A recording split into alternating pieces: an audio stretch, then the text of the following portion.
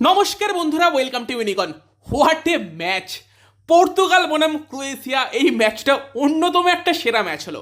মানে ম্যাচটাই কি ছিল না, সব কিছু ছিল। পর্তুগাল ফার্স্ট হাফটা ডমিনেট করেছিল, সেকেন্ড হাফে আমরা ক্রোয়েশিয়াকে ফিরতে দেখি, অ্যাটাক করতে দেখি, দুই দলকেই আমরা পোস্টে মারতে দেখি, দুই দলকেই আমরা ক্লোজ অফসাইড থেকে গোল করতে দেখি, এবং লাস্ট অব্দি গিয়ে পর্তুগালের কামব্যাক দেখি, এবং একদম লাস্ট মোমেন্টে গিয়ে আমরা একটা গোল দেখি যেটাও অফসাইডের জন্য ক্যান্সেল হয়। বেশ কিছু কোশ্চেনেবল সিদ্ধান্ত ছিল, পার্টিকুলারলি পর্তুগালের দিকে গিয়েছে, সেগুলো নিয়েও কথাবার্তা হতে পারে। তবে সব মিলিয়ে এমন একটা ম্যাচ হয়েছে যেই ম্যাচটা একদম দুরন্ত ম্যাচ ছিল, মানে পারফেক্ট ম্যাচ হয়েছে। এবং তারও আগে আজকে আমরা দেখেছি স্পেন কিন্তু হারিয়েছে অস্ট্রিয়াকে, একদম মানে ডমিনেট করে হারিয়েছে। স্পেন একদম পারফেক্ট একটা গেম খেলে অস্ট্রিয়াকে হারিয়েছে। পর্তুগাল ক্রোয়েশিয়া ম্যাচটাকে আমরা একদম দুর্দান্ত একটা লড়াইয়ের ম্যাচ বলতে পারি। উল্টো দিকে স্পেনের ম্যাচটাকে আমরা বলতে পারি স্পেনের ডমিনেশনের ম্যাচ। তো সেই দুটো ম্যাচ নিয়ে আমরা কথা বলবো। লাস্ট অব্দি দেখতে থাকো। আমাদের চ্যানেলে প্রথমবার এলে আমাদের চ্যানেলটিকে সাবস্ক্রাইব করে তার পাশের বেল আইকনটাকে অন করে দিও। শুরুটা যদি আমরা করি পর্তুগালের ম্যাচ দিয়ে, তো ক্রোয়েশিয়াকে 2-1 গোলে হারিয়ে পর্তুগাল কিন্তু রাউন্ড অফ 16-এ চলে গেল, এবং সেখানে পর্তুগাল মুখোমুখি হবে স্পেনের সঙ্গে। আরও একটা ভালো ম্যাচ আমরা দেখতে চলেছি সেই দিন। বাট এই ম্যাচটা তো আলাদা লেভেলেরই হলো।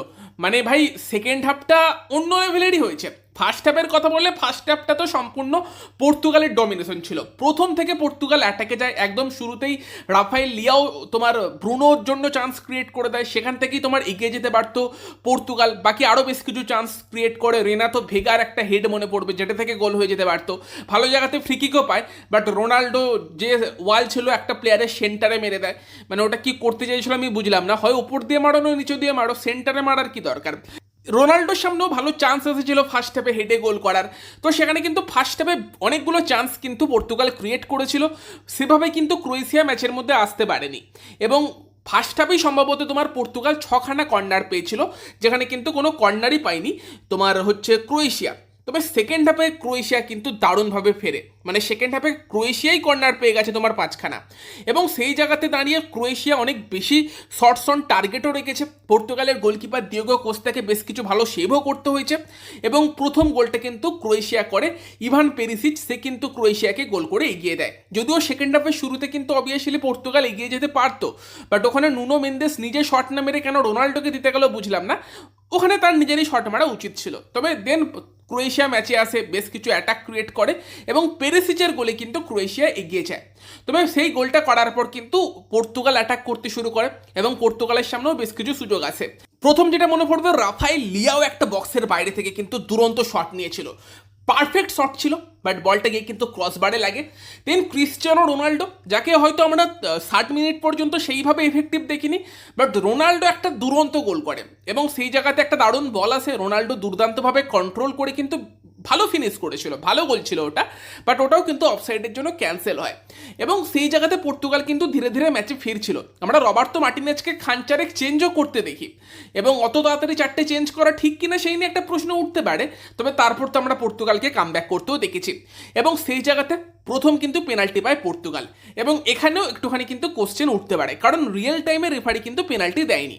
তবে রেফারি কিন্তু ভিআর চেক হয়, এবং ভিআর চেকে কিন্তু দেখা যায় রেনাতো ভেগা, যে কিন্তু হেড দিতে পারতো বলকে, তাকে কিন্তু একটা ক্রোয়েশিয়ার ডিফেন্ডার বাধা সৃষ্টি করেছে, কিছুটা জড়িয়ে ধরার চেষ্টা করেছে। এবার ওখানে সেটা সফট কি সফট নয়, এটা থেকে পেনাল্টি হয় কি হয় না সেই নিয়ে একটা বিতর্ক হতেই পারে। তবে সব থেকে বড় কথা, ক্রোয়েশিয়ার ওই প্লেয়ারটার রেনাতো ভেগাকে ওখানে জড়িয়ে ধরার কোনো অর্থই ছিল না, কোনো দরকারই ছিল না, ফলে দোষ তো আছে। পেনাল্টি পায় তোমার পর্তুগাল, এবং ক্রিশ্চিয়ানো রোনাল্ডো কিন্তু পেনাল্টি থেকে গোল করতে ভুল করেনি। তবে তারপর কিন্তু আমরা আবার দেখি ক্রোয়েশিয়াকে অ্যাটাকে আসতে, ক্রোয়েশিয়াও একটা গোল করে, রোনাল্ডোর গোলটাও যেরকমভাবে ক্যান্সেল হয়েছিল, ক্রোয়েশিয়ারও একটা গোল অফসাইডে ক্যান্সেল হয়, এবং ক্রোয়েশিয়া তারপর কিন্তু ম্যাচের কন্ট্রোল নিয়েছিল। ফলে আবার কিছুটা আর কি দলে ব্যালেন্স আনার জন্য রবার্তো মার্টিনেজ রোনাল্ডোকে তুলে রুবেন নেভেসকে নিয়ে আসে, এবং তারপর কিন্তু আবার পর্তুগাল কিছুটা ম্যাচের মধ্যে কন্ট্রোলে আসে। তবে ক্রোয়েশিয়া কিন্তু তারপরও অনেক অ্যাটাক করেছিল, দিয়েগো কোস্তা একটা ক্ষেত্রে দুর্দান্ত শেপ করে, আবারও একটা ক্ষেত্রে আমরা দেখি ক্রোয়েশিয়া পোস্টে মারে। ক্রোয়েশিয়া কিন্তু অনেকগুলো অ্যাটাক সেই পর্যায়ে করছিল। তবে কিছুটা খেলার গতির বিপরীতে গিয়ে কিন্তু গোলটা পেয়ে যায় পর্তুগাল, এবং সেই গোলটার ক্ষেত্রে কিন্তু রাফায়েল লিয়াওর একটা দুরন্ত ক্রস থেকে, রাফায়েল লিয়াও কিন্তু দারুণ ক্রসটা রেখেছে, তার প্রশংসা করতে হবে। এবং গনজালো রামোস, তার যে নাবা, তার যে ইম্প্যাক্ট, সেটা আমরা দেখলাম, দারুণ হেড দিয়েছে ওখানে।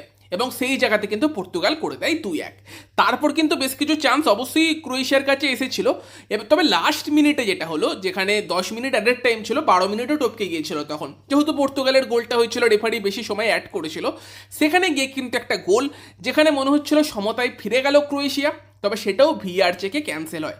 এবার যেই সময়ে তোমার ক্রোয়েশিয়ার প্লেয়ারের মাথায় বল লেগেছিল, ডেফিনেটলি প্লেয়ারটা 100% অফসাইড পজিশনে ছিল, বাট তারপর রেনাতো ভেগার মাথায় বল লেগেছে।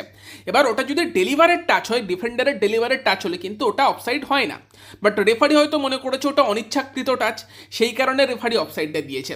বাট এই সিদ্ধান্ত নিয়েও বিতর্ক হতে পারে, তবে দিনের শেষে কিন্তু রেফারি ওটা অফসাইডের সিদ্ধান্ত দিয়েছে এবং পর্তুগাল কিন্তু 2-1 জিতেছে। বাট এই যে ম্যাচটা হলো একদম লাস্ট মোমেন্ট অবধি, ওই যে গোলটাও ক্যান্সেল হওয়া, সব কিছু মিলিয়ে যে এক্সপিরিয়েন্স ছিল এই ম্যাচের, সেটা এক কথায় অনবদ্য ছিল। রোনাল্ডোও গোল পেয়েছে, তো সেখানে পর্তুগাল বনাম স্পেন একটা দুরন্ত ম্যাচ হতে চলেছে। তো পর্তুগাল ফ্যানেরা জানিও এই ম্যাচ নিয়ে কি বলবে, বা নিউট্রাল ফ্যানেরা জানিও যে সিদ্ধান্তগুলো পর্তুগালের পক্ষে গেছে সেগুলো নিয়ে কি বলবে, কমেন্টে জানিও। বাকি যদি আমরা কথা বলি স্পেন বনাম অস্ট্রিয়া ম্যাচ নিয়ে, তো সেই ম্যাচে তো আমরা স্পেনের টোটাল ডমিনেশন দেখলাম। স্পেন কিন্তু 3-0 গোলে উড়িয়ে দিল অস্ট্রিয়াকে, এবং 3টে গোলের মধ্যে 2টো গোল করলেন মিকেল ওয়ারজাবাল এবং আরেকটা গোল করলো পেদ্রো পোরো। স্পেনের খেলাটাকে এক কথায় বর্ণনা করতে হলে টোটালি একটা পারফেক্ট ম্যাচ আমরা বলতে পারি স্পেনের জন্য। মিডফিল্ডে, অ্যাটাকে, ডিফেন্সে সব জায়গায় স্পেন মারাত্মক খেলেছে। মিডফিল্ডে আজকে রড্রি এবং পেদ্রির যে কম্বিনেশন, সেটা আলাদা লেভেলেরই ছিল, এবং তারই সঙ্গে ল্যামিন ইয়ামাল, সে গোল পেতে পারত দুটো ক্ষেত্রে। একবার গোলকিপার তাকে আটকায় তার একটা শট, এবং আর একটা ক্ষেত্রে আলাবা গোল লাইন থেকে ক্লিয়ার করে, সেও গোল পেয়ে যেতে পারতো, তাকেও যথেষ্ট এফেক্টিভ লাগছিল। তবে বাঁদিক দিয়ে কিন্তু কুকুরিয়া এবং তারই সঙ্গে ওয়ারজাবালের কম্বিনেশনটা আজকে ভালো ছিল, যেই কম্বিনেশনই আজকে প্রথম গোল আসে। ওয়ারজাবাল গোল করে কুকুরেলার পাস থেকে, এবং লাস্ট যে গোলটা ওয়ারজাবাল করলো, যেটা থার্ড গোল ছিল, সেই গোলটার ক্ষেত্রেও আমরা সেই কম্বিনেশনই কিন্তু দেখেছিলাম। বাকি অ্যালেক্স বাইনার কিন্তু একটা ক্রস থেকে গোল করে পেদ্রো পোরো, তো সেও কিন্তু গোল পেয়ে গেল স্পেনের জার্সিতে। তো সব মিলিয়ে 3-0 উইন, একদম পারফেক্ট উইন। টোটাল 22টা শট মেরেছে স্পেন, 10টা অন টার্গেট শট ছিল। উল্টো দিকে স্পেনের গোলকিপার উনাই সিমন বোধহয় কোনো সেভই করেনি। অন টার্গেট শট ছিল তোমার অস্ট্রিয়ার 0, পসেশনেও স্পেন এগিয়ে আছে, 611খানা পাস খেলেছে। তো সব মিলিয়ে স্পেন পারফেক্ট ম্যাচ খেলেছে। 9খানা কর্নার পেয়েছে স্পেন, যেখানে অস্ট্রিয়া কোনো কর্নারই পায়নি। তো অস্ট্রিয়ার কোনো জবাব ছিল না স্পেনের খেলার কাছে আর কি। তো সেখানে ডেফিনেটলি ওয়ারজাবালের 2 গোল এবং পেদ্রো পোরোর গোলে স্পেন পারফেক্ট একটা ফুটবল খেলে ম্যাচ জিতেছে। এবার স্পেন বনাম পর্তুগাল ম্যাচটি কিন্তু ডেফিনেটলি একটা হাই ভোল্টেজ এবং দুরন্ত ম্যাচ হতে চলেছে। তবে আজকে যদি আমি তো স্পেন ফ্যান, স্পেনের খেলা আমার ভালো লাগে, তবে পর্তুগাল ক্রোয়েশিয়া যে ম্যাচটা হচ্ছে এটা সেরা লেগেছে আমার। তোমাদের কেমন লেগেছে কমেন্টে জানিও। ভিডিওটা ভালো লাগলে ভিডিওটাকে লাইক করে দিও, শেয়ার করে দিও। আমাদের চ্যানেলে প্রথম বাড়লে আমাদের চ্যানেলটিকে সাবস্ক্রাইব করে তার পাশের বেল আইকনটাকে অন করে দিও। তো চলো গাইস, এই ভিডিওতে এই পর্যন্তই, দেখা হচ্ছে পরের ভিডিওয়ে। Bye bye.